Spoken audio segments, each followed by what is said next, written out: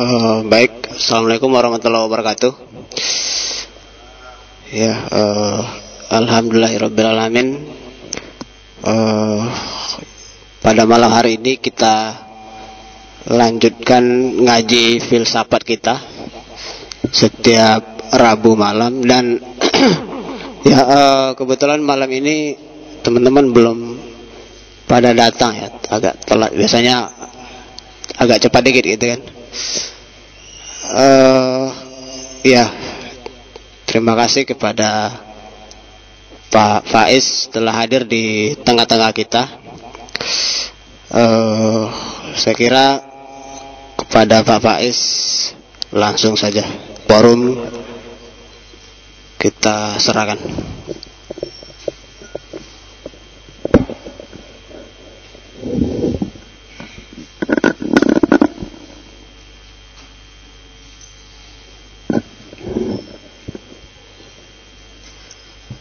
Oke, bismillah. Oke, assalamualaikum warahmatullahi wabarakatuh. Bismillahirrahmanirrahim. Alhamdulillahirabbil alamin. Assalatu wassalamu ala asyrafil anbiya'i wal mursalin sayyidina wa maulana Muhammadin wa ala alihi wa ashabihi wa man tabi'ahum bi ihsanin ila yaumiddin. Bismillah. Alhamdulillah. Mari kita lanjutkan ngaji filsafat kita. Enaknya jangan nyebar deh, agak ngumpul biar gak dingin. Iya, mesti banyak yang nyari sendenan sebenarnya, saya tahu. Cuma yo ngelumpuk lah biar dengar suaranya. Kalau senden nanti cenderung ngantuk. Saya aja gak senden kok. Oke, malam ini kita ketemu tokoh postmodern sekali lagi mungkin biar gak jenuh. Zhang Baudrillard. Jadi ini tokoh yang terkenal dengan teori simulacra, atau kalau dalam bahasa Indonesia dikenal sebagai simulasi. Ya, sekarang mungkin istilah simulasi nggak ada ya di kita. Zaman dulu waktu P4 orang selalu ada acara khusus waktu penataran, itu simulasi. Jadi simulasi itu biasanya ada worksheetnya, ada kertas kerjanya yang isinya pokoknya kasus, terus dibahas bareng-bareng. Itu simulasi. Biasanya pakai dadu, terus digelundurkan dapat 3, terus nomor 1, 2, 3. Nah, terus yang dapat jatah 3 ini baca ceritanya. Misalnya Pak Mas'ud punya kambing 3, kambingnya diminta oleh Pak Lurah untuk kepentingan bersama. Gimana komentarnya Pak Mas'ud? Wah, terus masing-masing ngasih. Itu simulasi zaman dulu, zaman P4. Sesuai dengan sila Pancasila keberapa, butir keberapa, dan seterusnya. Itu zaman dulu kayak gitu. Ya, agak-agak romantik, meskipun terus dikeluhkan banyak orang karena dimensi pemaksaan dan rekayasanya. Oke, kita ketemu Zhang Baudrillard. Ya, mocone agak hati-hati. Tulisannya Jean, cuma bacanya apa? Kayak Zan. Ya, Zan. Bukan Zong ya, Zong. Jadi semacam Zhang Baudrillard. Jadi Zhang Baudrillard, bahasa Perancis. Orangnya seperti yang di belakang itu. Tak cari foto waktu mudanya nggak ada, karena Zhang Baudrillard ini agak tertutup. Riwayat hidupnya agak minim orang tahu. Kalau wartawan ngejar-ngejar dia terus tanya riwayat hidupnya, biasanya jawabannya simpel. Apa sih pentingnya riwayat hidupku? Jadi ini orangnya nggak suka popularitas, nggak seneng bikin status di Facebook pasti. Cuma saya nggak tahu dia punya akun Facebook apa enggak. Dia meninggal tahun 2007. Lahirnya tahun 1929. Berarti menikmati hidup sampai berapa ya? 78 ya. Sekitar 78 tahun. Ya sudah tua. Cuma orang ini sangat produktif, tapi tidak selalu. Dalam arti nanti sekitar tahun 70-an itu puncak karirnya. Setelah itu dia santai-santai.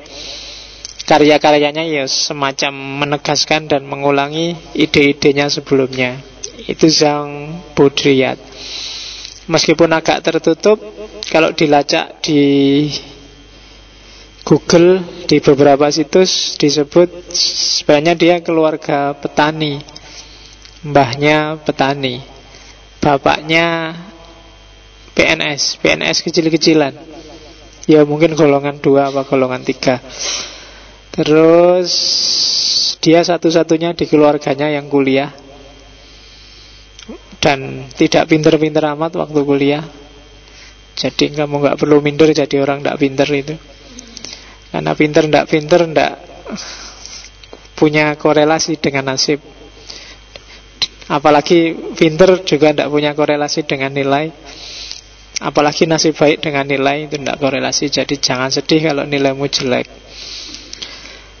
Karena banyak mahasiswa hari ini itu galau, stres, sumpek, seolah-olah masa depannya gelap kalau nilainya jelek-jelek. Ya, yang penting lulus lah. S1 itu kamu IP-mu 4 sekalipun ya nggak jaminan langsung dapat kerja. Kalau orientasinya kerja loh ya. Dan yang IP 4 pun juga nggak jaminan pinter. Yang IP-nya jelek juga nggak jaminan nggak pinter. Jadi biasa aja. Nilai, ijazah, dan yang sejenis itu itulah nanti antara lain yang disebut oleh Zhang Baudrillard sebagai simulakra. Kalau kalian galau, sumpek, sedih hanya karena ijazah dan nilai, berarti kalian sedang ditelan oleh sistem semu. Realitas tidak nyata. Nanti kita lihat apa isinya teorinya Zhang Baudrillard. Bismillahirrahmanirrahim. Itu orangnya gambarnya ngerokok gitu ya. Asik ya ketoknya. Menikmati sekali ya. Oke. Zhang Baudrillard awalnya seorang Marxis, meskipun pada akhirnya melahirkan kritik Marxisme. Hampir semua tokoh postmodern yang kita pelajari sejak 4-5 minggu yang lalu itu kan selalu pengaruh besar dari Marx. Karena memang Karl Marx ini luar biasa pikiran-pikirannya. Meskipun kemudian dikritik, tapi yang jelas kan inspiratif. Inspiratif itu bikin orang melahirkan ide baru. Jadi carilah teman, carilah dosen yang tidak bikin kalian hafalan, tapi bikin kalian melahirkan ide baru. Kalau sekedar bikin kalian hafalan cukup baca buku selesai. Tapi yang menginspirasi, jadi gara-gara dengar omonganmu itu aku punya ide sekarang. Itu inspiratif namanya. Gara-gara deket sama kamu, kreativitasku jadi muncul ini. Itu inspiratif. Cari temen yang kayak gitu. Jangan cari temen yang inspiratif juga enggak, ngasih sesuatu juga enggak, gaweane utang misalnya. Wah itu itu malah sumpek kamu. Oke. Pengaruh dari Marx, sebenarnya dia setuju Marx. Cuma katanya Baudrillard, Marx untuk hari ini tidak relevan lagi. Di zamannya Marx, iyalah, mereka yang menguasai zaman adalah yang memegang kunci-kunci produksi. Orang yang punya modal. Orang kaya lah, gampang-gampangnya itu. Tapi hari ini bukan produksi yang penting, tapi konsumsi. Tidak ada gunanya di masyarakat hari ini duitmu banyak luar biasa, tapi konsumsimu biasa-biasa. Meskipun duitmu miliaran, tapi kemana-mana kamu pakai sepeda ondel, kemudian bajunya jelek, kemudian nggak ada barang-barangmu yang bermerek, nggak ada, itu nggak dianggap.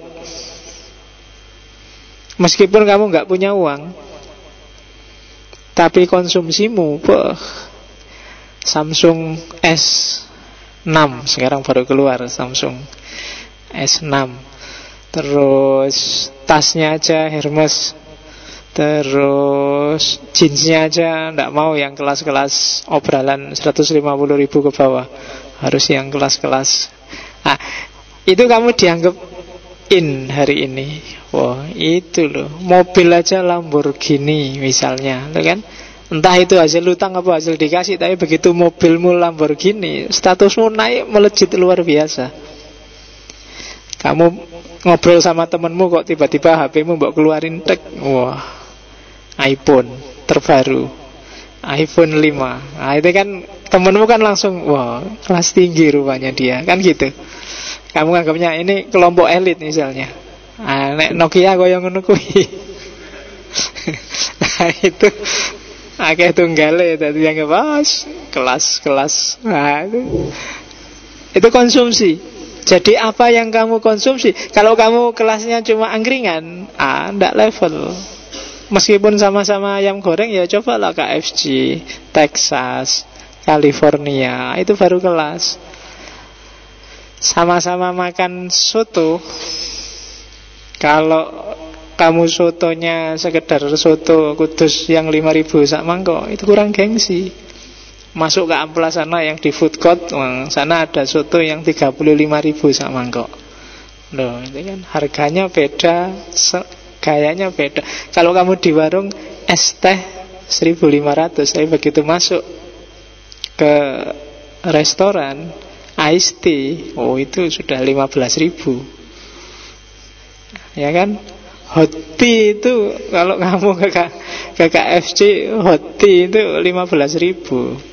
Kalau kamu di angkringan teh hangat itu 1.500. Podo karep, bahannya sama, isinya sama. Ya kan? Neng kene malah gratis. Nek gratis ndak level. Jadi konsumsi sekarang yang menentukan hari ini, bukan lagi produksi. Kaya luar biasa, tapi yang dikonsumsi tidak luar biasa, tidak dianggap. Jadi dari mode produksi menjadi mode konsumsi. Harusnya, katanya Brodiat, manusia itu subjek, kemudian yang di luar dirinya itu objek, yang dia setir, dia kontrol, kan logika gampangnya gitu. Tapi sekarang tidak kayak gitu. Sistemnya bukan subjek objek, tapi sistem objek-objek. Kamu jadi objek, ya yang lain ya objek juga. Kamu jadi objek mode, objek fashion, objek yang di luar dirimu. Kamu kan manut, katut, tenggelam dalam realitas. Kamu kan jadi objek oleh realitas sekelilingmu, yang disebut mode, yang disebut gaya, yang disebut tren. Itu kan berarti kita jadi objek, tapi juga kita kan mengobjekkan sesuatu. Jadi sistem yang saling mengobjekkan, itu yang kalau di Brodiat disebut objek-objek. Individualitas hilang. Mana ada individualitas kalau kita jadi objek. Itu yang terjadi hari ini. Jadi ndak salah sih, karena ekonomi itu memang penting. Apa-apa ya kuncinya di ekonomi. Tapi ekonomi bukan pada produksinya hari ini, tapi pada konsumsinya. Jadi konsumsi menentukan status. Aku mengkonsumsi maka aku ada. Itu prinsipnya. Jadi eksistensimu ditentukan oleh apa yang kamu konsumsi. Itu yang dilihat oleh Jang Bo-diat hari ini. Dilanjutkan. Akhirnya apa yang terjadi? Manipulasi tanda. Ini yang kritik pada strukturalisme. Jadi strukturalisme itu kan ada tanda, ada penanda, ada petanda. Oke. Misalnya tanda cinta itu penandanya apa? Gambar hati, terus maknanya adalah jatuh cinta, kan gitu. Itu struktur selama ini begitu. Tapi hari ini tanda itu sifatnya manipulatif. Kadang-kadang penanda lebih penting sebagai daripada petanda. Jadi contohnya ini, kayak tadi tak contohkan, gambar hati yang pohon waru itu maknanya kan cinta. Kadang-kadang orang hari ini lebih penting warunya ini daripada cintanya. Bahwa kamu apel, bahwa kamu mention di Facebook, bahwa kamu Twitter mengucapkan selamat malam, ini kan penanda dari satu petanda bahwa kamu cinta padanya. Tapi kadang-kadang kebalik logikanya, penandanya mention di Facebooknya, say hello-nya, antar jemputnya dianggap yang esensial. Sementara cintanya yang itu justru makna dianggap yang pinggir, yang artifisial, yang tidak penting. Nah, di situ tak contohkan, ya misalnya anak perempuan gara-gara lihat iklan pembalut.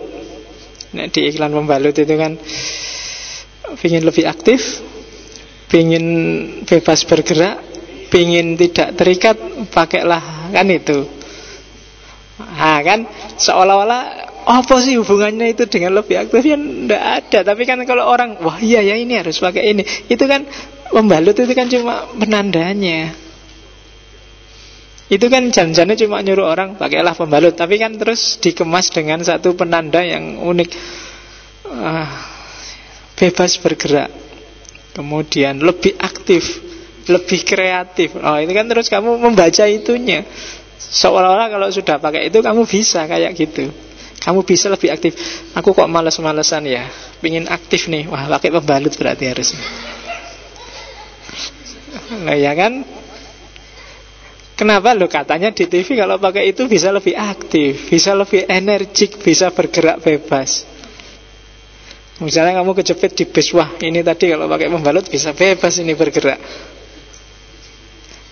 Kenapa? Kamu tangkap penandanya, kamu tidak melihat petandanya, referensinya kemana. Wong itu yang dirujuk itu pembalutnya, bukan bebas bergeraknya. Itu kan sama kayak iklan orang pinter minum tolak angin, kan gitu.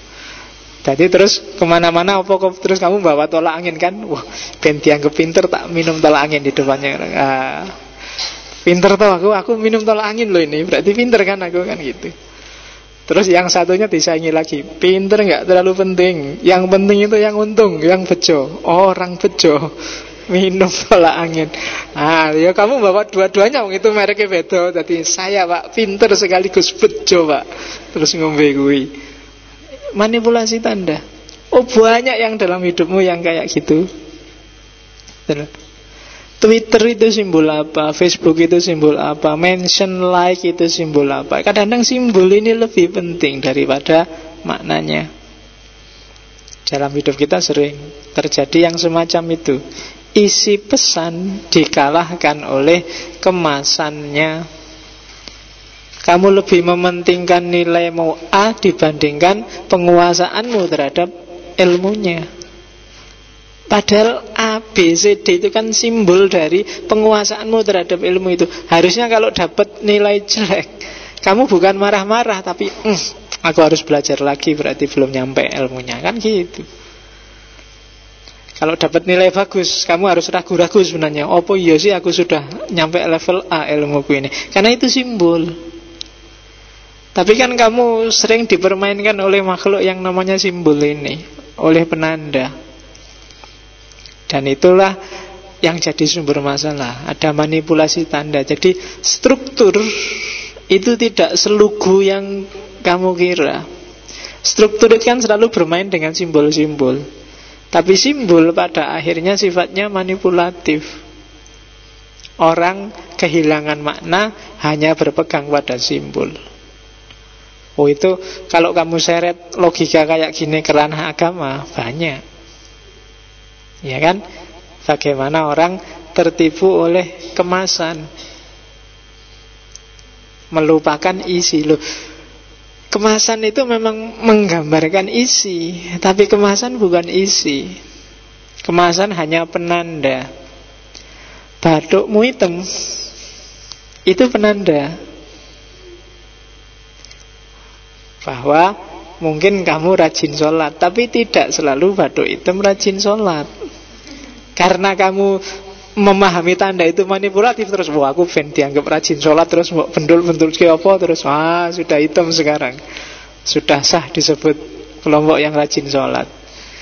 Penandanya lebih penting. Itu yang bikin kamu kalau di sini masuk masjid sakarepmu kan pakai celana 3 hari nggak dicuci masuk aja. Tapi begitu di rumah di kampungmu masuk masjid belum makan kamu sudah ke masjid sudah pakai kopiah, pakai sarung, bawa serban. Wah, bapakmu seneng, anakku kuliah ning Jogja sip.